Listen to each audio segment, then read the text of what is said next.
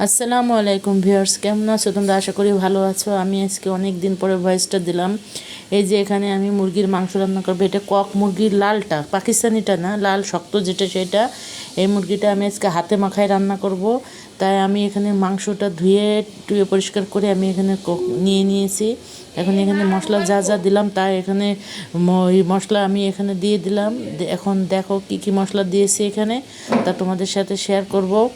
এখানে আমি সব ধরনের মশলা দিয়েছি। এখানে যে শুকনো মরিচের গুঁড়া, তারপরে দিয়েছি তোমার, এখানে দিয়েছি হলুদ জিরের গুঁড়া, হলুদ সরি, এখানে ধুইনে জিরের গুঁড়া, তারপরে দিয়েছি আদার পেস্ট, তারপরে তোমার এই চামচের আমি 2 চামচ আদার পেস্ট দিয়েছি।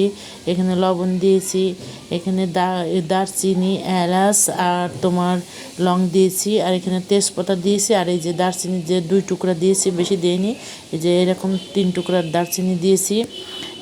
আর এখানে দিয়েছি এই যে শুকনো মরিচের গুঁড়া তো তোমাদের বললাম, আর রসুনের পেস্টটা আমি তৈরি করি, তারপরে আবার রসুনের পেস্টটা দিব। যাই হোক, এই যে রসুনের পেস্টটা দিয়ে দিয়েছি। রসুনের পেস্ট এখানে ওই চামচটা, যে চামচটা দেখেছো ওই চামচের একটু 4 চামচ দিয়েছি, কারণ মুরগির মাংস একটু রসুন দিতে হয় বেশি।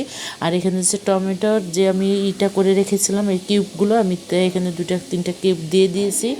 এটা দিলে আমার মনে হয় মাংসের স্বাদটা বেশি বেড়ে যায়। এই যে আমি সুন্দর করে মাখিয়ে রেখে দিয়েছি।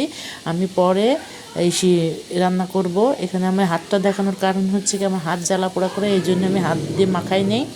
এই জন্যে এই যে মাখায় রেখে দিছি। 1 ঘন্টা পরে আমি এটাকে, এই যে এখন আমি রান্নাটা বসিয়ে দিলাম।